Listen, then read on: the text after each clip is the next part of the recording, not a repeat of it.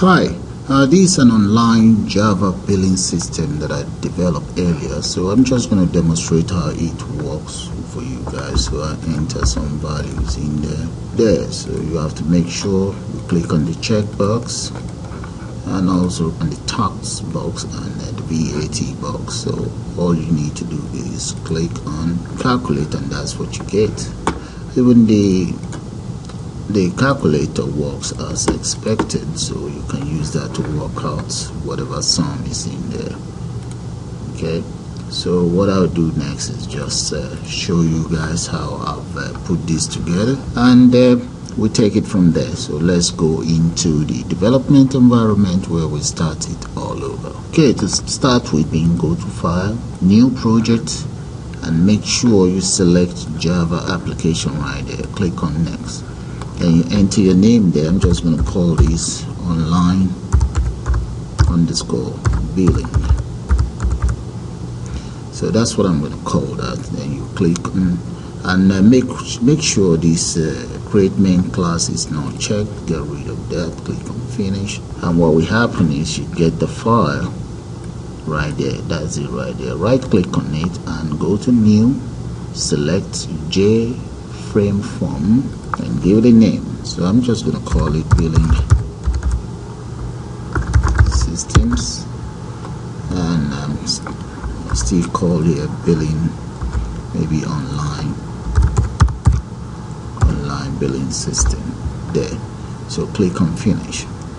Once you click on finish, this is what you get. So you just need to define your interface. Once your interface is defined, so the next thing I will just do now is enter my panel right there. That's my panel right there. Right click on the panel, select the property, and go to border and just select tie to border. Click on OK and close that. So the next thing I will do now is just to start my calculator. So the first thing I need is text field right here. That's my text field right there. Okay, I got my text field set, and now I have my buttons. Let me get the buttons in place as well. I have one here. So what I would do now is maybe I'm going to have to speed this up, else it's going to take a very long time to develop. Okay, get another button there. So now I have two of those. I can then copy, paste it in there. That's it. So what I'll do now, guys, is just to speed this up, and I'll get back to you guys.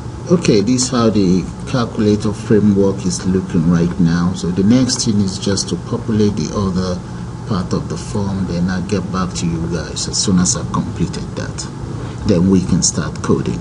And here, guys, this is how the interface is looking right now. Just before I show you the full interface, let me show you the component use. Panel, which is right there, then button, label, I also use checkbox right there, and a text field. So let me run the program now, then you see the full interface, how it looks. That's how my full interface look, although it will not do anything right now because I've not started developing the program. So let's go back into the program. I'll now double click on one, but just before then I need to declare my variable right here.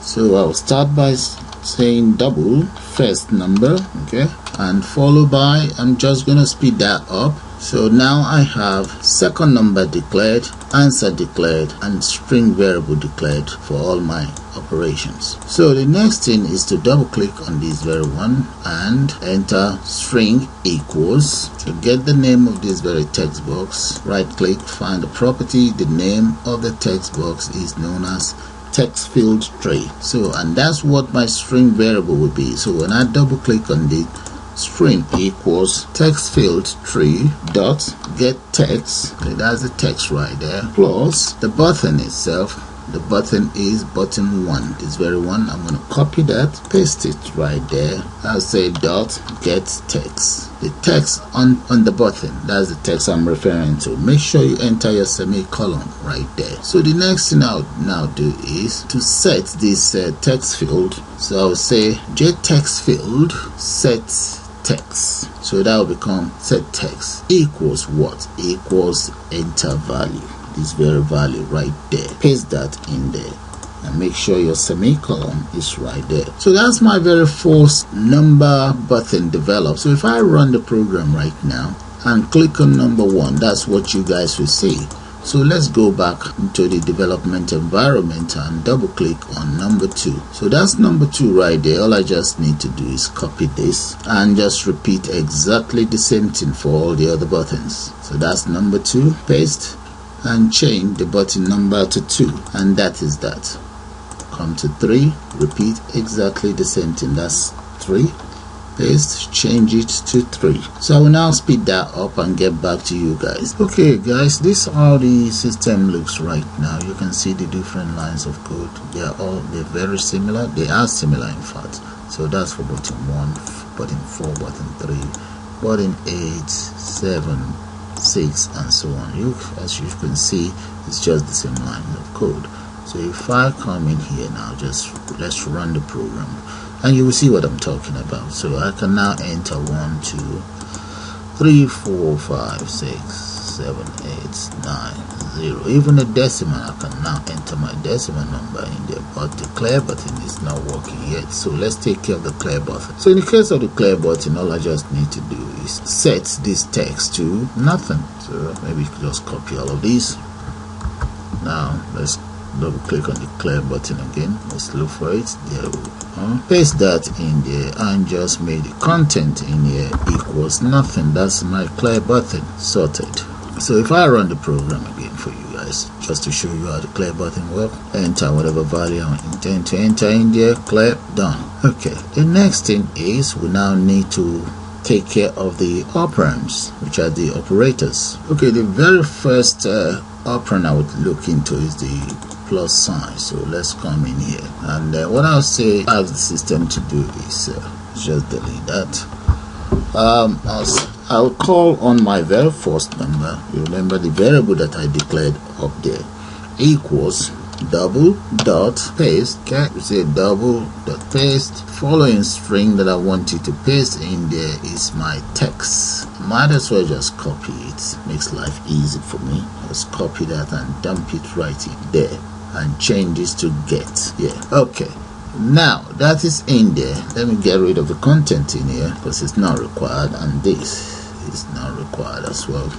Let's just close this place up, and that is that. And I would then say the display itself equals nothing, and my operator, I think I call it operator or operations, equals plus enter semicolon, and that's it right there. Hopefully it's known as operators because there's no error, so that's fine. So that is the addition sign taken care of. I might as well just copy it, copy that, double click on the the subtraction, to just paste it right in here and change the sign to subtract. Repeat exactly the same thing for multiplication there, right there. Enter the multiplication sign, and the same thing for division, paste it right there. So that's it. My operators are taken care of, and the next thing now is to take care of the equals. So the equals is now my priority. So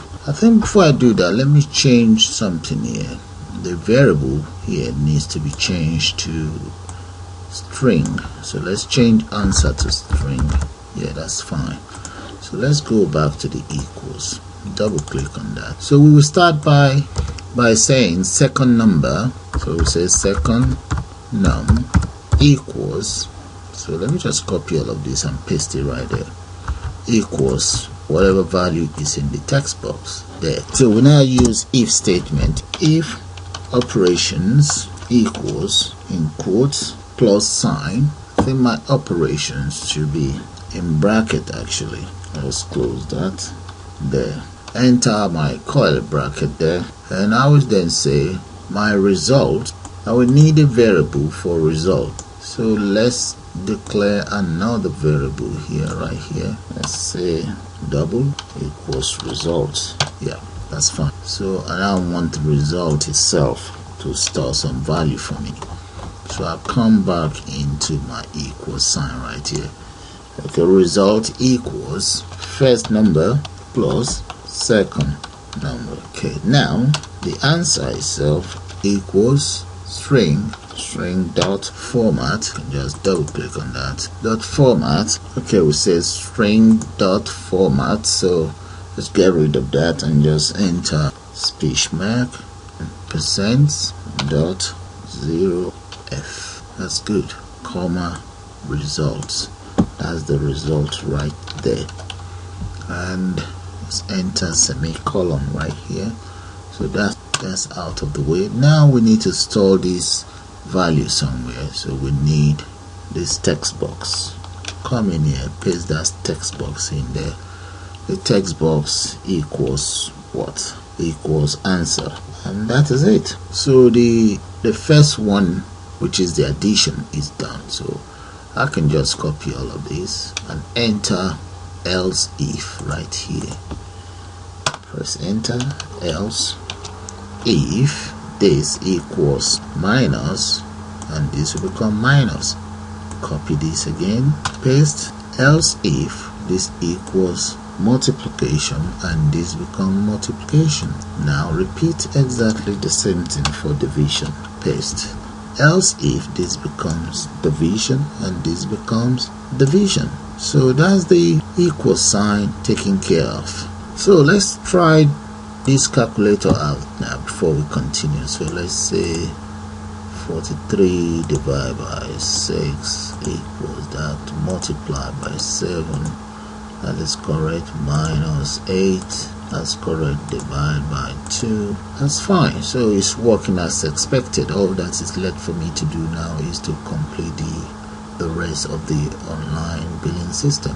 Okay, let's go into the codes now. Okay, now that the calculator is completed, the next thing I'll do is I will start developing this online system by taking care of the clear button, and I'll then take it from there. So let's close this system and go straight into the clear button. Okay, the first thing I'll do is let's just get rid of the clear button. So I'll start by going for my text box 1 or J. That would be my number 1 right there. So that's that cleared. So jtextfield.set text equals empty. So I will repeat the same thing for all of my 15 text boxes. So I might as well, I can just copy this and paste. Okay, that's 2, 3, 4, 5, 6, 7, 8.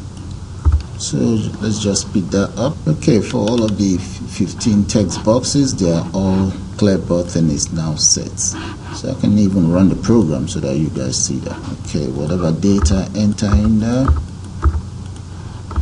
maybe here as well.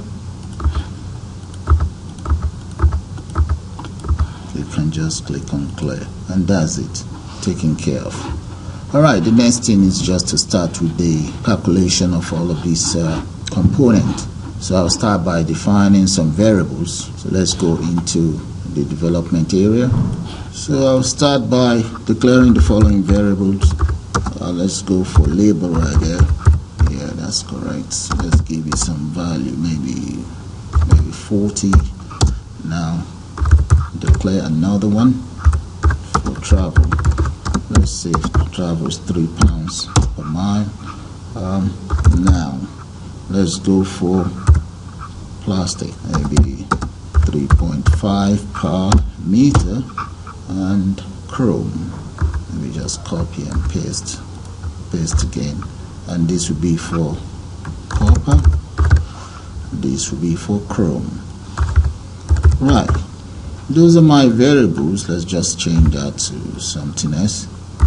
Those are my variables declared for all the material that I'm going to be using. So let's continue with the development. Okay, one more variable will be required here. So let me declare another one for the tags, and that's it right there. So that's the variable for the tag. So the next thing I will do now is to go straight into the design view and start with the coding of the calculator button.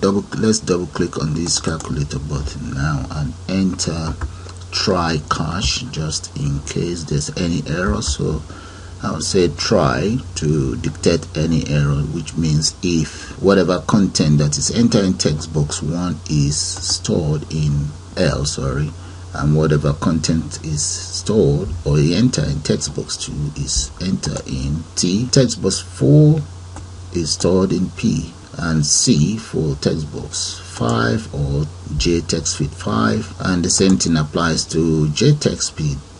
Text feed 6 is stored in CH, and whatever is inside text feed 13 is stored right here. And I also have 1, 2, 3, 4, 5, 6 other variables with data type as double right there. Those are the variables I'm going to be using.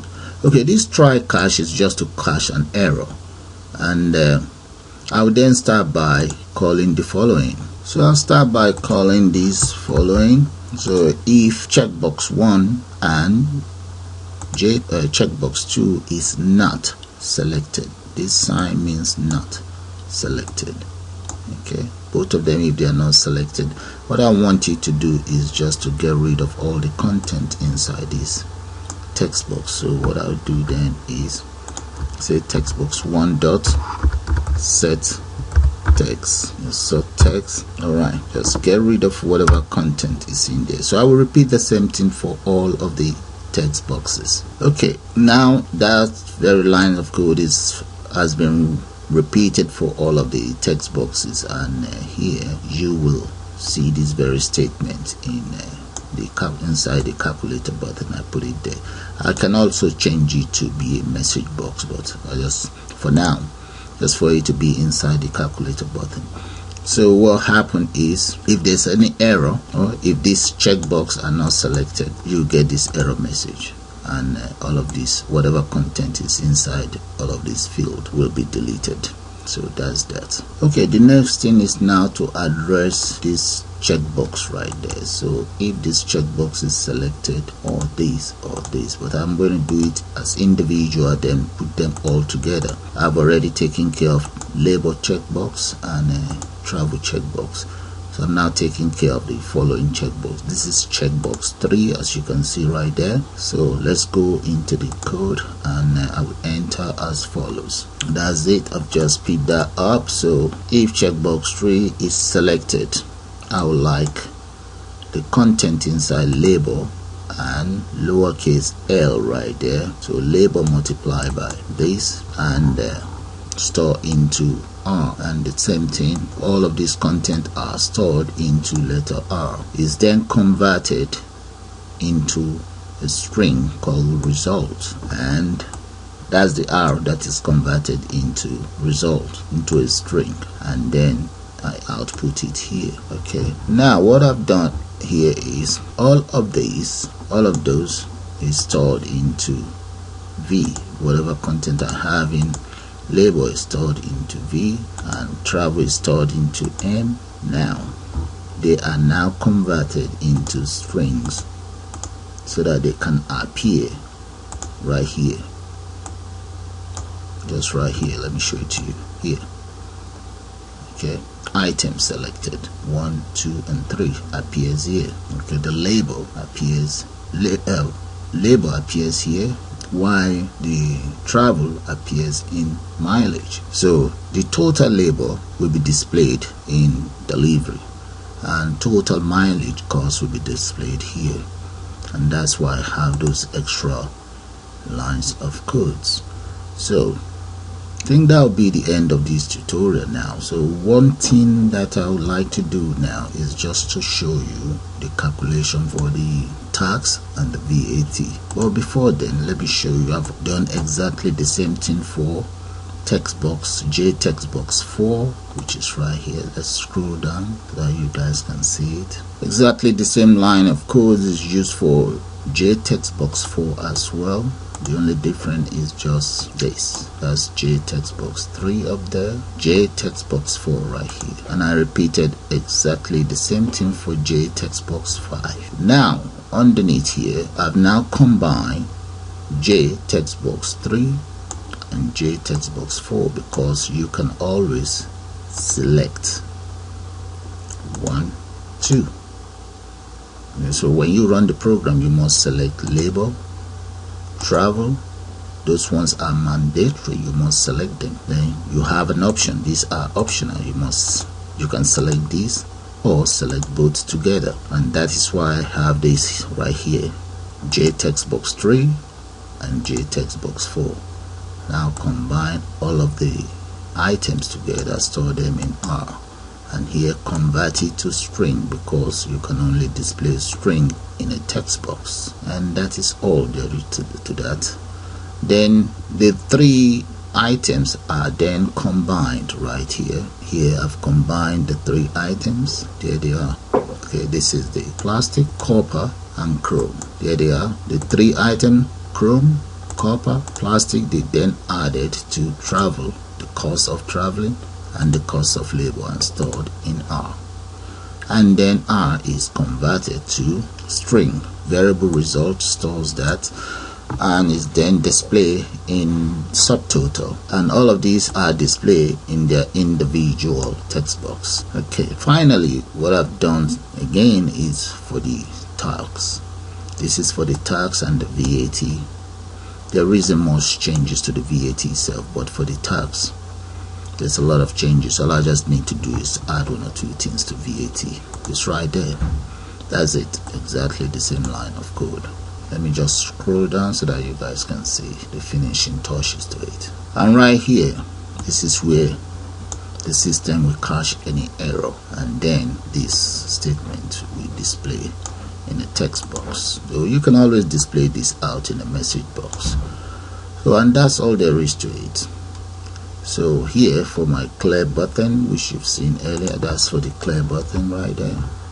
I've actually deleted JTextBox 14 because that doesn't exist. I have not used it, so I deleted it. So that's it right there. That's the clear button. And that's all for the code. So all I just need to do now is let me scroll up gradually to show you guys what's going on. Right here, maybe I should just put clear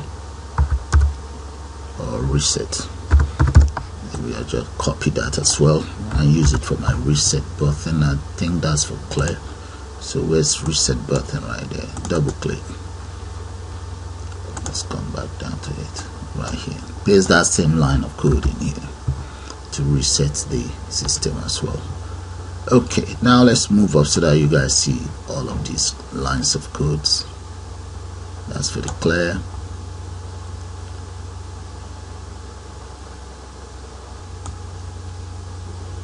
Okay, start. Let's take it from the top.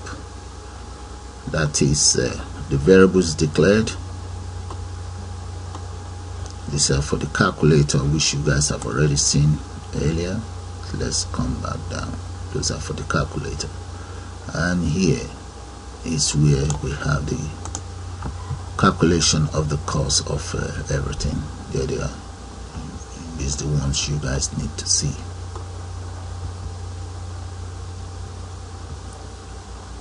And that's all there is to it.